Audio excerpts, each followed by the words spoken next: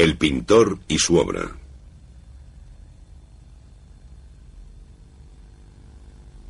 Querido Theo, te envío un pequeño bosquejo para darte una idea del cariz que toma el trabajo, porque hoy he vuelto a trabajar. Esta vez se trata simplemente de mi alcoba. Solo el color debe de hacer aquí la cosa, y al dar con su simplificación un estilo más grande a las cosas, ser sugestivo aquí del descanso o del sueño en general. En fin, la visión del cuadro debe servir para descansar la cabeza, o más bien la imaginación. Las paredes son violeta pálido, el suelo es de baldosines rojos, la madera de la cama y las sillas es amarilla mantequilla fresca, la sábana y las almohadas limón verdoso muy claro. La colcha es rojo escarlata, la ventana verde, la mesa de tocador anaranjada, la palangana azul, las puertas lilas. Y eso es todo. Nada en esta habitación con las puertas y la ventana cerradas. La anchura de los muebles también tiene que expresar el descanso inconmovible. Los retratos de la pared y el espejo y una toalla y algo de ropa. El marco, como no hay blanco en el cuadro, será blanco. Todavía trabajaré en él todo el día de mañana, pero ya ves lo sencilla que es la composición. El sombreado y las sombras en el suelo están suprimidas. Está coloreado en tonos planos y francos como los crespones. No me extenderé más, porque mañana pienso empezar muy temprano con la luz fresca de la mañana para terminar el lienzo. Te estrecho la mano. Soy todo tuyo, Vincent. La alta nota amarilla. Vincent van Gogh, Grootzunder 1853, Auvers 1890. La habitación de Arles, 1888-1889. Rijksmuseum Vincent van Gogh, Ámsterdam.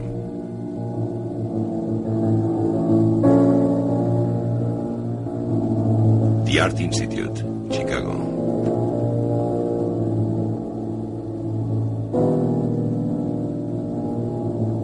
Musée d'Orsay, París.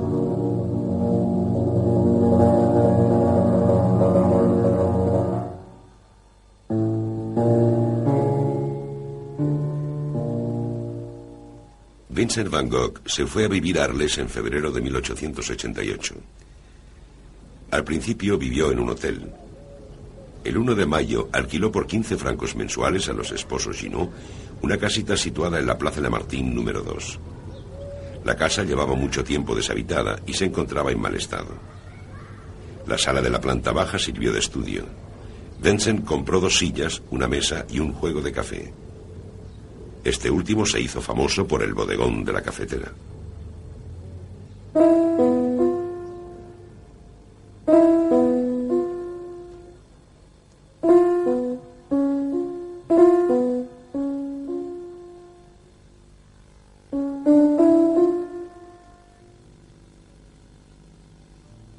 Pero Vincent trabajó sobre todo al aire libre.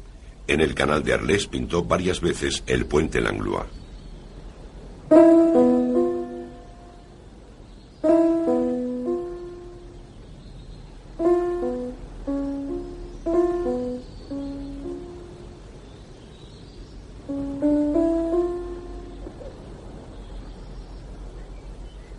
Cuando Vincent se quedaba sin lienzos, dibujaba con cañas cortadas.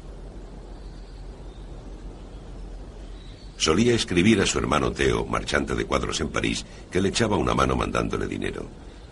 También mantenía correspondencia con Gauguin, que entonces se encontraba en Pont-Aven. Gauguin estaba enfermo y lleno de deudas. Para ayudarle, Vincent le propuso que fuera a verle a Arles. Vincent llevaba tiempo acariciando la idea de formar una comunidad de artistas a la manera de los japoneses o de los antiguos talleres holandeses. Pensaba que otros pintores se sumarían a este taller del sur, cuyo jefe sería Gauguin.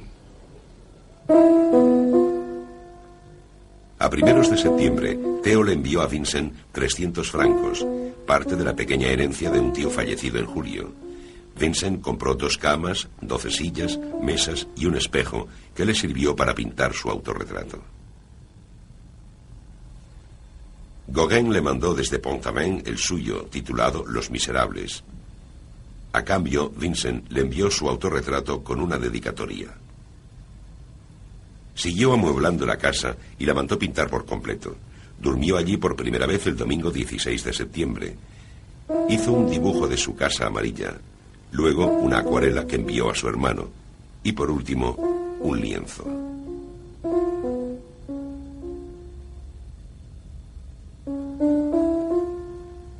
Estoy dispuesto a convertirla en una casa de artista, pero no una casa lujosa. Al contrario, nada de lujos, pero que todo, desde la silla hasta el cuadro, tenga carácter. Durante un año, la Casa Amarilla fue su vivienda y su taller. La mayoría de sus temas están elegidos en las inmediaciones. Vista del Ródano, el café de la Plaza del Foro, la escalera del puente Tranquitail. El puente del ferrocarril es el que aparecía en la Casa Amarilla, pero visto desde el otro lado. Al fondo, la Plaza Lamartine y sus jardines, que aparecen también en su cuadro El Jardín del Poeta. En la misma época, Vincent pintó el Café de la Estación, un café que regentaba el matrimonio Junot, situado muy cerca de la Casa Amarilla y abierto toda la noche. He tratado de expresar con el rojo y el verde todas las terribles pasiones humanas. La sala es rojo sangre y amarillo apagado, un billar verde en el centro, 4 lámparas amarillo limón con resplandor anaranjado y verde. En todas partes hay una lucha y una antítesis de los más variados verdes y rojos, en los personajes de granujas dormidos pequeños, en la sala vacía y triste, del violeta y del azul. A mediados de octubre, Vincent pintó su propia habitación. Se lo anunció a Theo con un bosquejo. A Gauguin también le mandó un dibujo. La verdad es que me he divertido mucho haciendo este interior sin nada, de una sencillez a lo Seurat. Al pasar del primer dibujo enviado a Theo al cuadro, Van Gogh hizo algunos cambios.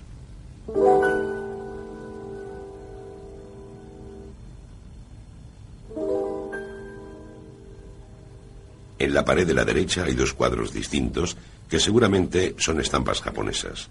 Encima están los retratos de sus amigos de entonces, Eugène Vogue y el Zuavo Millet.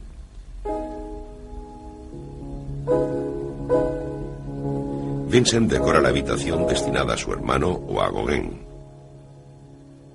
La habitación más bonita del piso de arriba será para algún invitado. Trataré de que se parezca lo más posible a un gabinete de mujer realmente artístico. Por fin, el 23 de octubre, llega Gauguin. Los 2 pintores se llevan muy bien y trabajan juntos. Gauguin termina de amueblar la Casa Amarilla. La señora Junot posa para Vincent y también para Gauguin, que la retrata en su café, el café nocturno que había pintado Van Gogh. Esa temporada, Vincent también pintó 2 cuadros que hacían pareja. Una silla de madera llenea toda amarilla sobre las baldosas rojas pegada a la pared, el día. Luego el sillón de Gauguin, rojo y verde, efecto de noche. Pared y suelo rojo y verde también. Sobre el asiento 2 novelas y una vela. Sobre el lienzo con pasta gruesa. En diciembre, Gauguin pinta un autorretrato y un retrato de Van Gogh pintando girasoles. La tensión entre los 2 es cada vez mayor. Gauguin y yo hablamos mucho de Delacroix, Rembrandt, etc. La discusión es de una electricidad excesiva. A veces acabamos con la cabeza cansada como una batería eléctrica después de la descarga. La noche del 23 de diciembre, Van Gogh y Gauguin tienen una violenta pelea. Esa noche, durante un ataque, Vincent se corta con la navaja de afeitar un trozo de oreja y se lo ofrece a una prostituta. Luego vuelve a casa y cae en un estado de inconsciencia. A la mañana siguiente es ingresado en el hospital de Arles. Sale del hospital el día 7 de enero, vuelve a pintar, pero a primeros de febrero tiene que ser ingresado otra vez. Petición de los vecinos contra el pintor. La Casa Amarilla es cerrada por la policía. El señor Rey dice que en vez de comer como Dios manda me he mantenido a base de cafés y alcohol. Lo admito, si bien es cierto que para alcanzar la alta nota amarilla que he alcanzado este verano he tenido que engañarle un poco. A mediados de abril, Vincent regresa y empaqueta todos sus cuadros para enviárselos a su hermano. Entre ellos se encuentra La habitación. Es uno de los mejores, y creo que al mirarla verás más claramente lo que habría podido ser mi taller, que se ha ido a pique. Este estudio, lo mismo que algunos otros, se ha estropeado con la humedad durante mi enfermedad. El 8 de mayo, Vincent se va de Arles para ingresar en el hospital de Saint-Paul-de-Musol de Saint-Remy de Provenza. Allí estará un año sin dejar de pintar.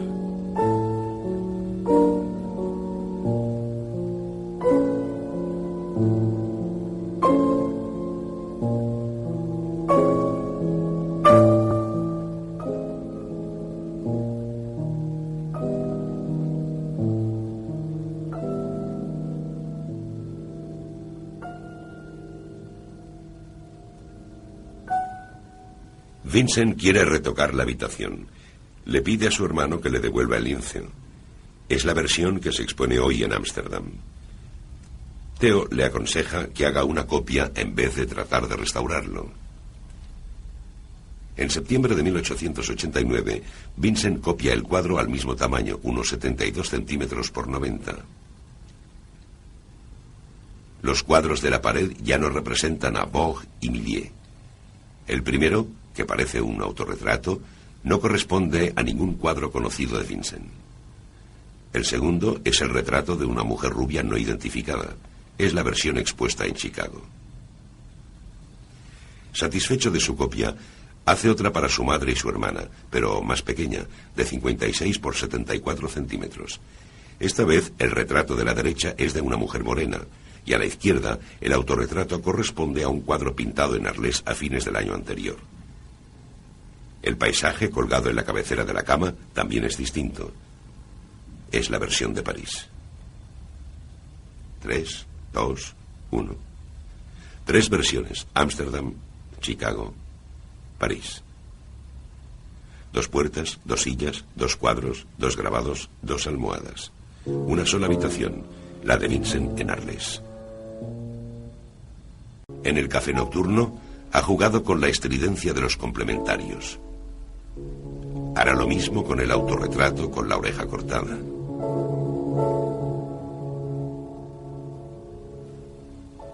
En la habitación también recurre a pares de colores opuestos: anaranjado azul, violeta amarillo, verde rojo.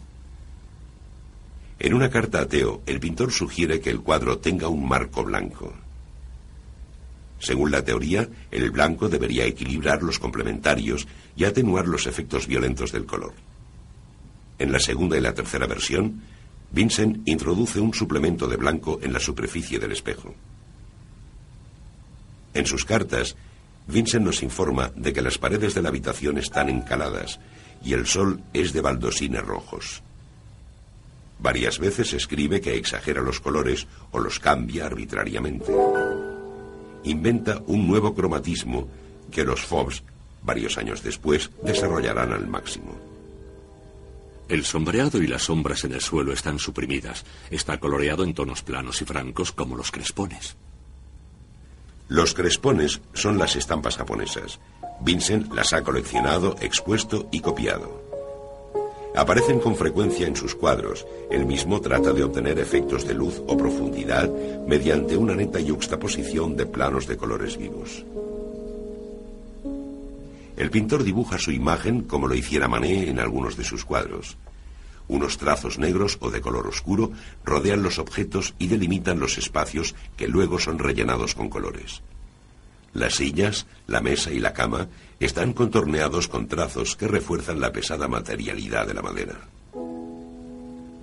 En muchos de sus lienzos de Arles, Vincent utiliza una técnica de pinceladas discontinuas, quizá inspiradas en los pequeños trazos orientados de sus dibujos con cañas cortadas.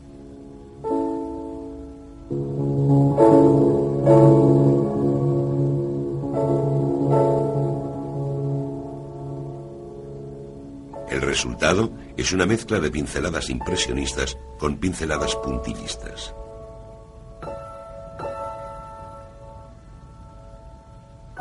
En la habitación trata de evitar este hormigueo discontinuo. Las pinceladas de relleno de las superficies están juntas y orientadas y son muy descriptivas. Siguen las tablas verticales u horizontales de la madera de la cama. Irradian de forma estrellada en la enea de la silla. Se orientan según los listones verticales de la ventana entreabierta. Huyen con las hiladas del suelo. Estas pinceladas son espesas. Sus bordes agudos reflejan la luz. El ojo del espectador percibe direcciones, concentraciones, vibraciones que recrean sensaciones de materias o texturas. Por eso, pese a sus colores arbitrarios, la habitación es un ambiente realista.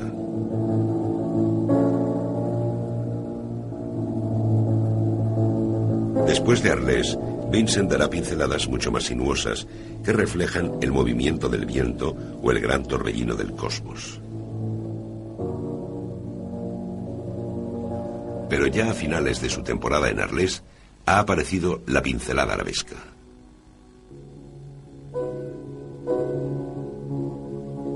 Exagero. A veces cambio el motivo, pero en realidad no invento del todo el cuadro. Al contrario, me lo encuentro ya hecho, pero tengo que distinguirlo en la naturaleza. ¿Se puede comprobar esta exigencia de verdad del pintor superponiendo sus imágenes con los paisajes originales?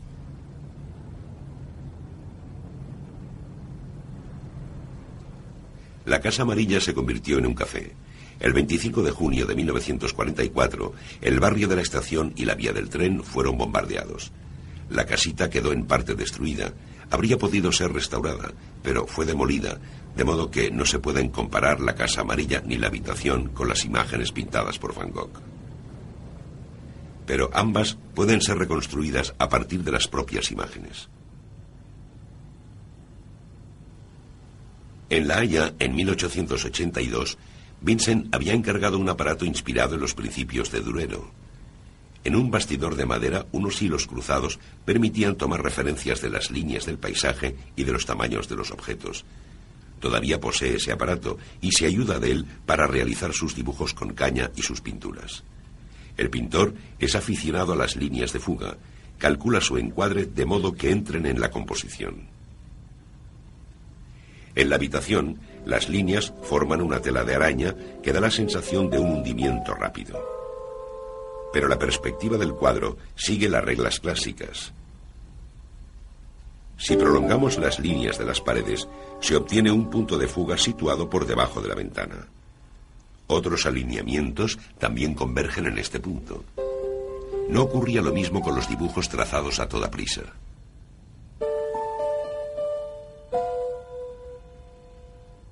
Asimismo, en la versión de Chicago, cuando copia su cuadro, Vincent deja bailar un poco las líneas. En la pequeña versión pintada para su hermana, recupera la perspectiva. Pero los tres cuadros tienen varios detalles extraños. La base de la pared del fondo no es paralela al borde inferior del cuadro. Los marcos de las dos puertas no están alineados con las líneas de fuga. La mesa de tocador está en una posición oblicua. La cama sobrepasa el hueco de la puerta. Algunos han querido ver en este cuadro y en algunos otros los signos de la locura.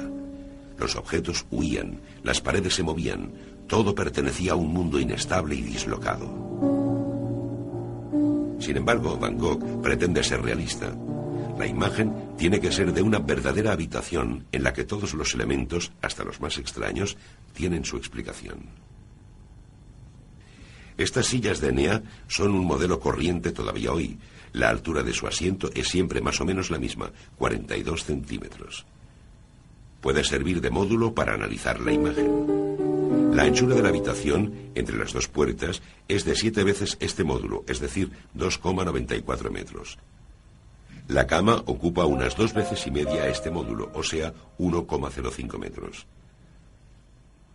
De modo que se pueden situar la cama, las sillas y las dos puertas en un primer esbozo de plano. Para la pared del fondo, los puntos de referencia son menos evidentes. Si examinamos la cabecera de la cama, vemos que el montaje de la derecha se encuentra muy alejado del rincón de la habitación, mientras que el montaje de la izquierda está muy cerca del perchero y de la base de la pared. Asimismo, las patas de atrás de la mesa se encuentran a la misma distancia de la pared, aunque esta mesa parece estar ladeada con respecto a la cama. ¿Cómo se explican estas contradicciones? La pista principal nos la da el propio Vincent. En la Casa Amarilla vemos el gran edificio de la avenida de Montmajor y delante el pequeño cuerpo de las dependencias que forman una prolongación. Dos casitas gemelas de frontón triangular separadas por un paño de fábrica, seguramente la caja de una escalera común. Las horizontales que marcan los pisos de las casas pequeñas no son paralelas a las horizontales de la casa grande, como tendría que ser si las fachadas fueran paralelas. Esta particularidad no es debida a una negligencia del pintor, pues también la encontramos en las fotografías tomadas en distintas épocas.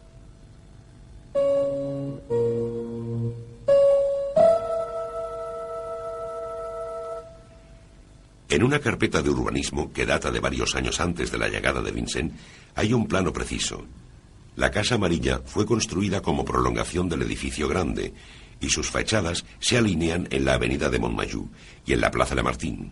Forman entre sí un ángulo de 120 grados. Este mismo ángulo es el que forman, por tanto, la pared izquierda de la alcoba y la pared del fondo. Ya podemos completar el plano. La mesa de tocador está alineada contra esa pared. La cama sobrepasa un poco la puerta de la derecha porque Vincent no podía empujarla mucho hacia el fondo sin sacrificar buena parte de la superficie de la habitación. Según los planos catastrales, cada una de las casas pequeñas tenía unos 7 metros de ancho y la parte que las separa 3 metros. De acuerdo con los datos del cuadro, la pared del fondo mide 3,35 metros. La otra habitación tiene la misma anchura. Pero Vincent declara que le ha dejado a Gauguin la habitación mejor. Hoy he alquilado el ala derecha de este edificio que contiene 4 habitaciones, o más bien 2 con 2 gabinetes. La habitación de Gauguin seguramente ocupaba la mayor parte de la superficie restante y tenía 3 ventanas. La habitación de Vincent, muy pequeña, se encontraba con sus 2 puertas entre el descansillo y la habitación de Gauguin. La perspectiva permite calcular también el ángulo de visión, que es de 90 grados. El espacio de la habitación no se percibe de inmediato, porque Van Gogh ha confundido las pistas. Por ejemplo, la ventana no está cerrada, sino entreabierta, de modo que su posición no nos dice nada sobre la oblicuidad de la pared. La puerta de la izquierda no está alineada con la perspectiva. Al mirar detrás de la silla, en las versiones de Chicago y París, descubrimos que está entreabierta. La de la derecha, seguramente también. Van Gogh ha suprimido un elemento fundamental de toda referencia en el espacio: las sombras. Si hubiera pintado su alcoba tal como la veía, hacia el mediodía, habría tenido que pintar un fuerte contraluz. También encontramos otro curioso detalle. En los 2 primeros cuadros, Vincent pinta el rincón superior derecho de la habitación. Pero la alineación del techo está en contradicción con la altura de la ventana que se ve en el cuadro. Esto podría explicarse con la presencia de un paño acuartillado o una viga. Si prolongamos las líneas de las paredes e integramos esta viga, se obtiene un volumen coherente, el de la pequeña habitación de Vincent. Vincent da a su espacio interior el sentido de un lugar de reposo, de libertad. En fin, la visión del cuadro debe servir para descansar la cabeza, o más bien la imaginación. En sus cartas contrapone la habitación vacía, apacible, armoniosa, iluminada por la claridad del día, al café nocturno, lleno de gente, angustioso, con sus colores estridentes, iluminado por luz de gas. Por otra parte, las formas y las líneas de ambos cuadros son bastante parecidas. Más adelante, en Saint-Remy, declara que el trigal con fondo de montañas podría ser la pareja de su habitación. La tormenta ha tumbado el trigo. También aquí el desorden y la violencia contrastan con el orden de la habitación. Paredes blancas, baldosas rojas, sillas de Enea, cama campesina. En esta elección se nota la influencia de la sobriedad protestante que ha marcado la juventud del pintor y, sin duda, también de los temas campesinos de Millet. Al mostrar el espacio interior de un pintor que vive con sencillez, Vincent realiza también un gesto político. Las revistas ilustradas de la época suelen mostrar los estudios o los interiores sobrecargados de los grandes pintores académicos del momento. La habitación es un manifiesto a favor del estilo rústico, que más adelante tuvo un reconocimiento universal. Y podemos ver la habitación como un gran bodegón, según la tradición holandesa. Pero en Vincent, el bodegón nunca es un género pictórico neutro. La cafetera narra la metamorfosis del pintor en el momento en que accede por fin a la Casa Amarilla. La silla de Nea es el más flagrante de estos autorretratos. A plena luz del sol, sobre un fondo sencillo, hace juego con el sillón nocturno sobre un fondo de flores que representaría a Gauguin. El objeto personal se convierte en metáfora, signo del destino.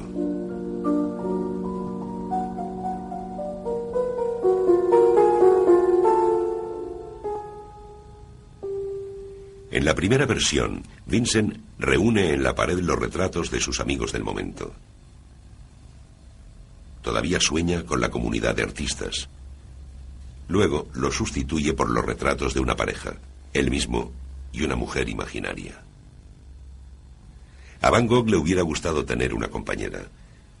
Pensaba completar su cuadro con una mujer desnuda y una cuna. Pero se olvidó de hacerlo o no pudo decidirse. Las pocas mujeres desnudas que pintó Vincent a lo largo de su carrera son prostitutas.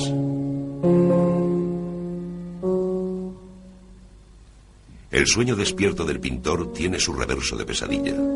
Es posible que Vincent viera en casa de Degas, en París, un cuadro interior llamado a veces La Violación. Los dos cuadros, arrastrados hacia el fondo por una misma perspectiva pronunciada, tienen muchos puntos en común. La alcoba de Degas es un espacio de tinieblas, de locura o de crimen. En la de Van Gogh, en cambio, la luz brota de todas partes y se ha eliminado la sombra. La habitación es el contrario luminoso de interior, una conjuración de la luz contra las tinieblas. Los muebles se apartan hacia los bordes de la imagen, dejando un centro acogedor. La habitación elegida por Vincent es la más pequeña. Le permite aislarse, concentrarse, luchar contra la dispersión. Situada en una encrucijada, amarilla como el sol, la casa es para Vincent el centro de su universo. Por la mañana, al abrir la ventana se ve el verdor de los jardines y el sol saliente y la entrada de la ciudad. Pero el espectador no puede evitar recordar la historia. En el cajón está la navaja de afeitar. Encima de la mesa, el espejo. Gauguin recordará, después del drama, las paredes manchadas de sangre y la toalla empapada. El espectador decide entonces eliminar todo lo que sabe de la leyenda del pintor e incluso todo lo que dice el pintor de su cuadro. Trata de ver únicamente la evidencia de la imagen. Las puertas están abiertas al estudio o a la ciudad. La ventana y los postigos dan a los paisajes del mediodía. El espejo vacío espera un rostro. Puerta, ventana, espejo, metáforas de la pintura, del cuento, del sueño, de la memoria.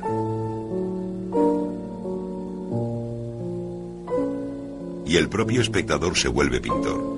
Recuerda todas las imágenes de habitaciones de su vida, las que ha leído, las que ha entrevisto, y se anticipa a todas las habitaciones futuras. El espectador, olvidando la leyenda del pintor, se enfrenta a su propia memoria.